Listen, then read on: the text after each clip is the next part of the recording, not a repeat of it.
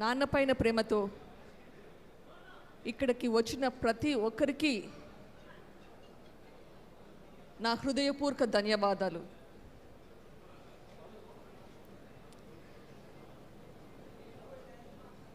ప్రజల మనిషి మన వివేకం సార్.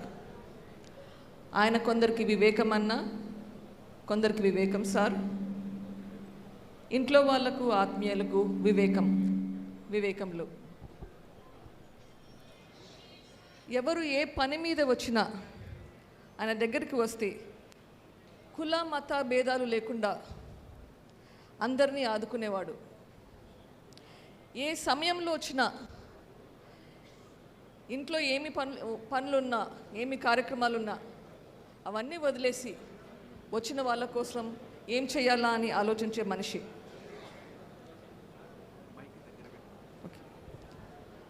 నాకు సంబంధించిన వరకు he was a different man. ఆయనకు టెన్నిస్ అంటే చాలా ఇష్టం, ట్రావెల్ అంటే చాలా ఇష్టం. బహుశా ఆయన కావాల్సిన ఎంత ట్రావెల్ చేయాలనుకున్నాడో అంత చేయలేకపోయాడు, ఎందుకంటే ఆయనకి రెస్పాన్సిబిలిటీస్ కూడా చాలా ఎక్కువ ఉన్నాయి.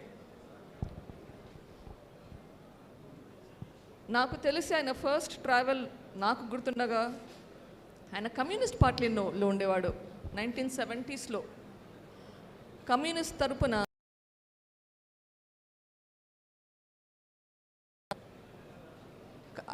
కమ్యూనిస్ట్ పార్టీ నుంచి తర్వాత రెడ్డి కాంగ్రెస్, తర్వాత కాంగ్రెస్. నేను హై స్కూల్లో ఉన్నప్పుడు 9th క్లాస్లో అనుకుంటా, నాకు ఇంత పెద్ద 2 పుస్తకాలు తెచ్చిచ్చాడు కార్ల్ మార్క్స్ గురించి చదవమని చెప్పి. అది నా కబోర్డ్లో పడి ఉన్నాయి, నేను పెద్ద చదవలేదనుకోండి, కానీ మళ్ళీ గుర్తు చేసేవాడు చదువుతున్నావా అవి అని. సో ఆయన కమ్యూనిస్ట్ సిద్ధాంతాలు కూడా బాగానే ఉన్నాయి.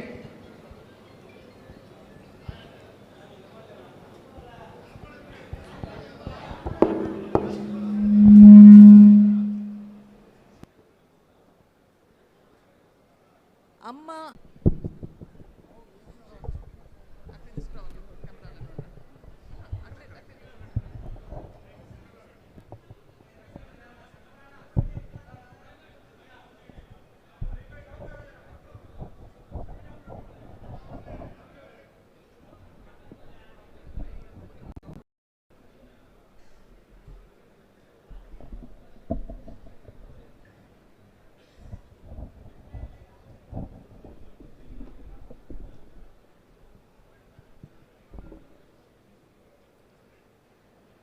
కుటుంబం అంటే ఆయనకి భార్య కూతురే కాకుండా ఆయనకి ఉమ్మడి కుటుంబం అనేది చాలా ముఖ్యం. అమ్మ నాన్న అమ్మమ్మ అంటే చాలా చాలా ప్రేమ ఎక్కువ. అన్న మాట జవదాటిని తమ్ముడు, చెల్లెలంటే ప్రాణం.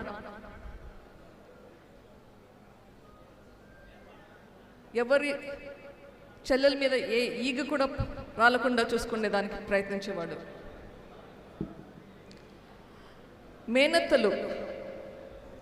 మేనత్త కుటుంబాలైనా కానీ ఆయనకు చాలా ముఖ్యం. వాళ్ళకి ఏ అవసరాలు వచ్చినా కానీ ఆయన పక్క నుండి చూసుకునేవాడు. వీటి అన్నింటికీ మించి ఆయనకి కడప పులివెందుల ప్రజలు, పర్టికులర్గా పులివెందుల ప్రజలు ఎప్పుడూ చూసినా వీటి గురించి ఆలోచించేవాడు.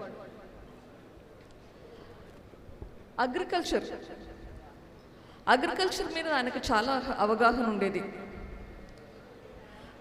బహుశా 1989-90 ఆ ప్రాంతంలో ఒక నెల రోజులు ఆయన మనీలా వెళ్ళినాడు, ఫిలిప్పీన్స్లో.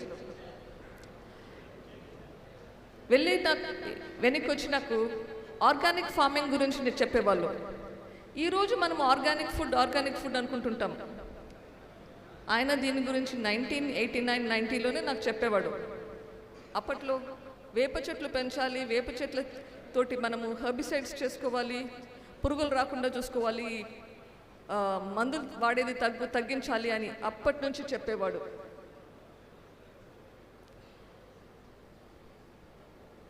పులివెందులకి నీళ్లు ఎట్లా రావాలి, నీళ్లు ఎట్లా ఎంపీగా కూడా ఆయన అగ్రికల్చరల్ స్టాండింగ్ కమిటీలో ఉండేవాడు. నేను కాలేజ్లో ఉన్నప్పుడు, ఇది బహుశా 1993-94 టైంలో అనుకుంటా, నాతోటి ఎక్కువ under ground drainage system, solid waste management గురించి ఎట్లా చేయాలి, సెగ్రిగేషన్ ఎట్లా చేయాలి, లిక్విడ్ వేస్ట్, సాలిడ్ వేస్ట్. ఇప్పుడు మనం చూస్తున్నాము బ్లూ బిన్స్లో ఒకటి వేయాలి, గ్రీన్ బిన్స్లో ఒకటి వేయాలని. ఈ ఆలోచనలు వెనక ఎప్పుడో ఉండేటివి. అట్లీస్ట్ 93 టైంలో నాకు చెప్పేవాడు దీని గురించి ఎట్లా ఇంప్లిమెంట్ చేయాలి, ఎట్లా పులివెందులకి ఇది తీసుకొని రావాలి అని చెప్పి. ఈ ఆలోచనలో అంతటితోటి మనకి పులివెందుల డెవలప్మెంట్ కూడా చేసేవాడు.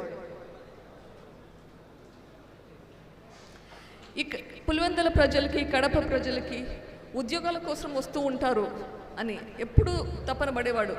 ఎట్లా వీళ్ళ మనుషుల్ని, ప్రజల్ని స్కిల్ డెవలప్మెంట్ ఎట్లా చేయాలి అని ఆలోచించేవాడు. ఇలా ఎన్నెన్నో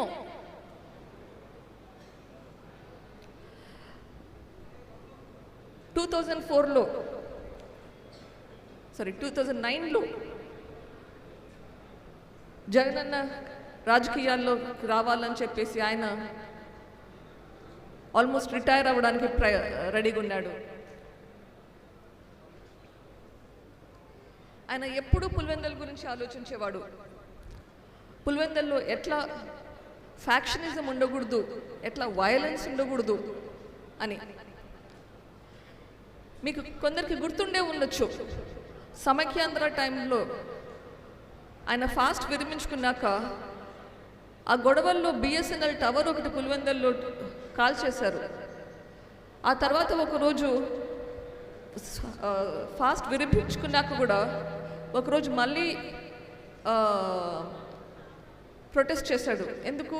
ఆ బిఎస్ఎన్ఎల్ టవర్ ఎవరైతే డిస్ట్రాయ్ చేశారో వాళ్ళని అరెస్ట్ చేయాలని చెప్పి. ఫ్యాక్షన్స్ కానీ, వైలెన్స్ కానీ ఎంత తగ్గించాలి, ఎట్లా తగ్గించాలి అని తాపత్రయపడేవాడు.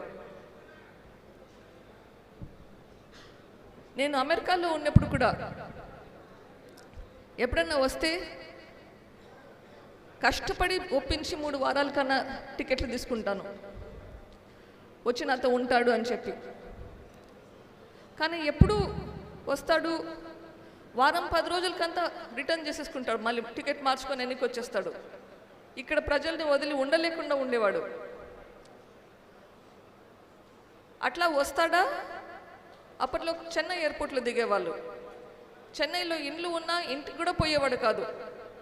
నేరుగా రాత్రికి రాత్రి ప్రయాణమయ్యి ఊరికి వచ్చేవాడు పులివెందులకి.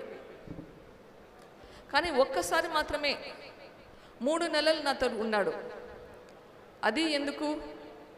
నా కొడుకుకి ఆరోగ్యం బాగలేకుంటే బాబును చూసుకునేదానికని చెప్పి 3 నెలలు ఉండేవాడు. ఎంతసేపు బాబు పక్కనే ఉండి, బాబు చనిపోయినప్పుడు చాలా చాలా బాధపడ్డాడు. ఆ టైంలో అమ్మ నాన్న బాధలు పడే బాధ చూడలేక మేము డిసైడ్ చేసుకున్నాం ఇండియాకి వచ్చేయాలి అని చెప్పి.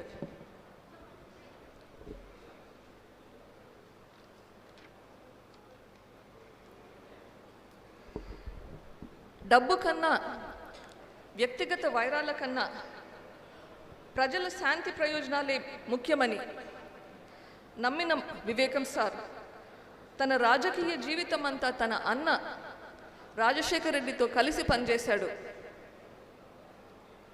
అలాంటి మన వివేకం సార్ మనకు దూరం అయ్యే ఆ కాలరాత్రి మనందరినీ విభ్రాంతిలో, దుఃఖంలో ముంచి ఇప్పుడు ఈ రోజుకి 5 సంవత్సరాలు అయ్యింది.